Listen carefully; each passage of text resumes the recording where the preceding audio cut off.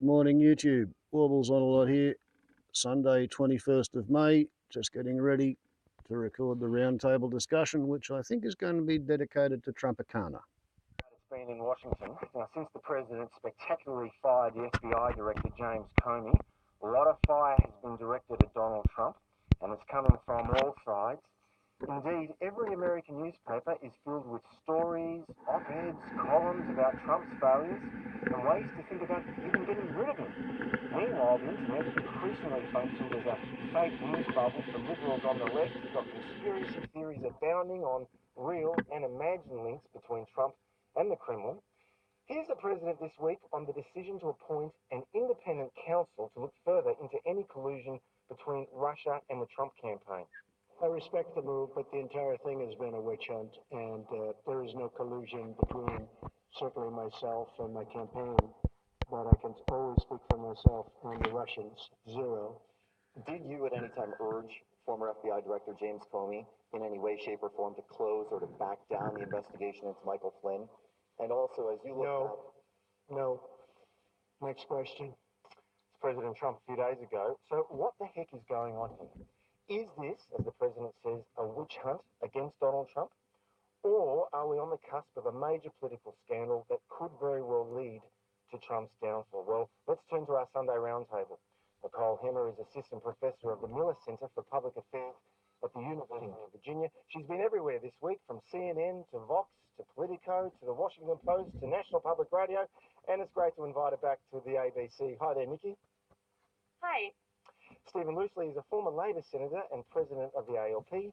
These days he's with the United States Study Centre at the University of Sydney, and he's someone I'd rate as this country's leading authority on US presidential politics. G'day, Steve. Good morning, Tom. Far too generous as usual. And Ying Ma is a contributor to the Washington Examiner and author of Chinese Girl in the Ghetto. Now, last year she was a deputy director of a fundraising committee formed to support the Trump candidacy. And I should add, Ying is one of the few people I know who told me several times last year that Trump would win, and she was right, and the rest of us so-called experts on the panel here were wrong. So congratulations, Ying. Thank you, Tom. Great to be with you. But I have to start with you, Ying, by asking, in light of what's happened in the last fortnight, any second thoughts about Donald Trump? None whatsoever. Those of us who supported the Trump phenomenon knew that we were electing a president to make bold changes and to do big things, not to tinker at the edges of Washington's business as usual or corruption as usual. We also knew that he wouldn't always be pretty or even pitch perfect. Now, what we do often keep in mind is, number one, the Trump agenda: tax reform, repealing Obamacare, defeating ISIS, border security, regulatory reform, no more endless wars in foreign policy, etc. And number two, we keep in mind that we elected the revolutionary, and that when this guy tries to turn the political establishment upside down, there will be nasty battles and perhaps all-out war with both parties, and especially with the dishonest media. So the key is to fight more strategically to stem the self-inflicted wounds, and to remember that the Trump revolution was ultimately about Americans' reassertion of democratic sovereignty. And the events of the last 2 weeks have not changed that.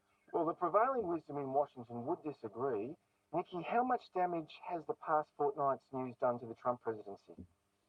Well, I think it's done quite a bit, just because in part it's now sort of halted the legislative agenda and also has moved forward the investigation into the Trump administration in some pretty real ways, because now this isn't just about what role that the Russians played in the election and what linkages there are between the Trump campaign and administration and Russia, but now it's about obstruction of justice. Now it's a question of whether or not Trump interfered in an FBI investigation into those links.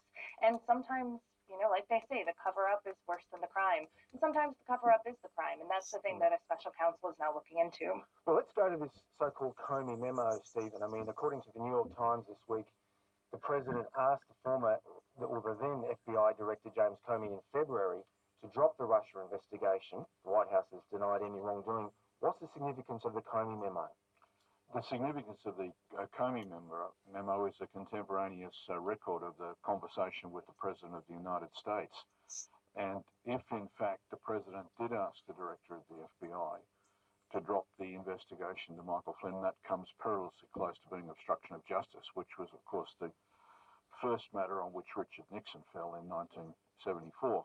The curious parallels with Watergate are extraordinary here, and I note that it was Senator John McCain who raised the issue first.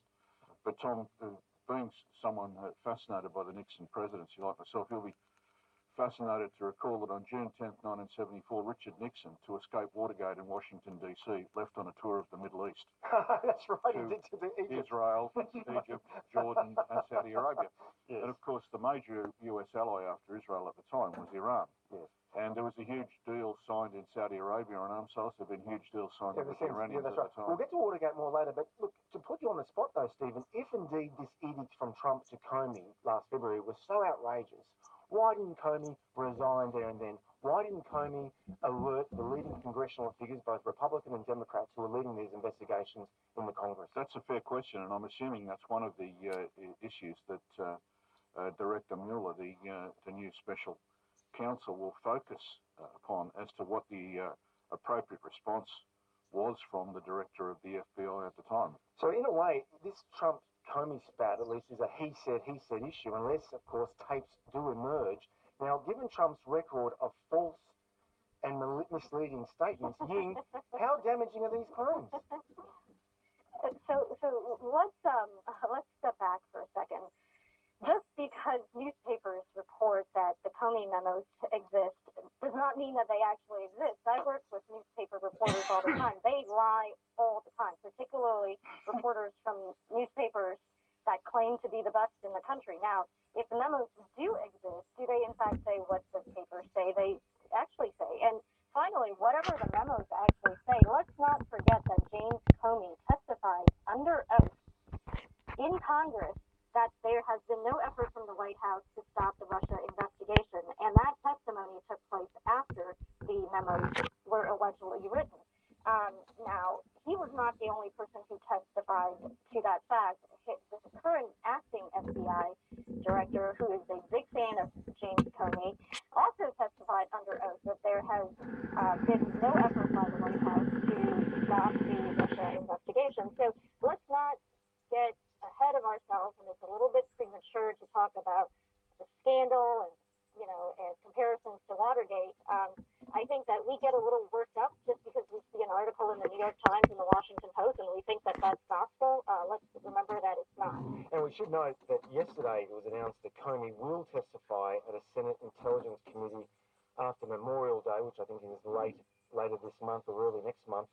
Now, of course, the other big story this week, Nikki, was the Washington Post story that revealed that President Trump disclosed highly classified intelligence to Russian officials in the Oval Office last week, reportedly sharing sensitive information provided by Israel. How did the White House fare with that report? So I think that that's going to cause some problems for the White House down the line because, it's less the exact dynamics of that particular instance, but more that Donald Trump didn't seem to know that he was passing along highly sensitive information. And that sort of carelessness around information like that can compromise other countries' sources, that seems to be a big problem because that's going to lead people within the domestic intelligence community and in intelligence communities around the world that rely on the United States to be cautious about what kind of information they give to the president. And that's not a situation anyone should be rooting for. We don't want to have intelligence communities who cut out the duly elected leader of the country, and yet Trump has put them in a very difficult position by not being careful with this highly sensitive information. Although Charles Krauthammer pointed in his syndicated column on Friday, is there a media double standard here, Stephen? I mean, were folks outraged when the Obama administration revealed intelligence secrets of the anti-Iranian Stuxnet? This was the cyber bug.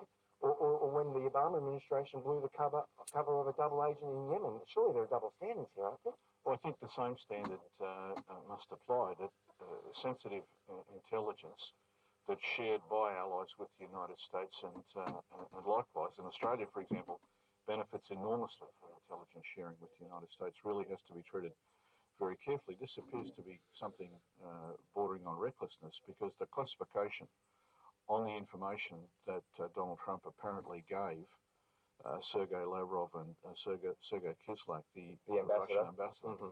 That was classified as top secret in the American classification. Yeah, but you're a student of the Cold War, though. I mean, you know the presidents shared secrets even with the Soviets. Yes, but in that respect, there were very, very cautious protocols involved. And what was very sensitive in this was the source of the intelligence, the fact that in all probability the Israelis had penetrated ISIL and could identify what their next outrage was likely to be involving laptop computers on planes. It's extremely sensitive. Now, the fact that the president appears to regard Oval Office conversations as something akin to arguing with New Jersey councillors about a couple of extra floors on a casino in Atlantic City really is a concern. There's just got to be a much greater degree of discipline in the presidential personality. Well, Ying, I mean, there is mixed messaging here. This is really what a lot of people are saying is getting Trump into trouble here, because you had 3 Trump officials come out and declare the disclosure by the Washington Post, this disclosure story, false. And yet the next morning, the president tweeted he was entirely within his rights to reveal what he revealed, thereby verifying the truth of the story. So could you argue then that this is just a terrible PR on the Trump White House's part, and this is what's getting it into trouble? No, I think it's, I mean, what's amusing to me is that we have 3 high-ranking Trump administration officials come out and say the president has done nothing inappropriate. In fact, National Security Advisor General McMaster had a press conference where he said the president's conversation on this matter with the Russians was wholly appropriate. And I don't think that I don't think President Trump's tweet actually contradicted that. He just said whatever he said to the Russians was within his right to say. So we don't, you and I don't know what he actually said. Again, just because the Washington Post quotes a bunch of people who are leaking and quotes a bunch of former government officials, many of whom could have very well been Obama administration officials, doesn't make this story in fact, an accurate story. I believe the 3 people, Rex Tillerson, General McMaster, those 2 in particular, who are very well respected men who have cared about the nation's national security for a long time. General McMaster is somebody who's been involved with intelligence matters for a long time. Do I believe them over the leakers, over the news media who hates Trump? Yeah, of course I do. Yeah, well, I mean, you could also argue, Ying, that, Trump might have been trying to convince the Russians of the menace of the Islamic State jihad as opposed to Russian lies. That's why he apparently talked about this Islamic State's laptop threat to airlines. And if you think about that Russian airliner that exploded over the Sinai 2 years ago, that's a legitimate concern. But nevertheless, these leaks are coming from the White House. That is a concern, surely. Ricky, on that note, to what extent does this a special prosecutor that was announced, a special independent counsel that was announced a few days ago, to what extent does that really change the whole trajectory of the Russia investigation? It certainly has the potential to change it in pretty dramatic ways, because what that does is it changes the investigation, which had so far been, at least as it was taking place in Congress, a political investigation, right? Trying to figure out if the president had abused his power, into a criminal investigation, figuring out if the president or somebody else in his administration broke the law. And those are 2 different questions, but they have the special counsel has the potential of quieting down the more public congressional investigations. I don't know that that's going to happen, but you could imagine a scenario in which Republicans in Congress said, well, look, this is being investigated by a special counsel. This isn't something that we need to hold hearings on. And then the scandal, even though it's grown more serious, becomes something that is taken somewhat offline. And so you see more legislation coming out of Congress instead of investigation. It's not clear that the public would be entirely okay with that, so we'll see what happens. But it does move the investigation, at least in terms of the special counsel, onto criminal rather than political grounds. And that could lead to a wild goose chase in Washington. Crikey. My guests are Nicole Hemmer from the University of Virginia, Ying Ma from Washington, and Stephen Loosley here with me in Sydney. Stephen, you mentioned Watergate. You are a student of American history. Before we ask you whether this really does indeed look like Watergate, let's take a trip down memory lane to a provocative White House press briefing. And I want to say this to the television audience. I made my mistakes, but in all of my years of public life, I have never profited from public service. I've earned every cent. And in all of my years of public life, I have never obstructed justice. And I think, too, that I can say that in my years of public life, that I welcome this kind of examination, because people have got to know whether or not their president is a crook. Well, I'm not a crook. I've earned everything I've got. President Nixon in 1973 on the water. And there we go on the upload limit, back immediately.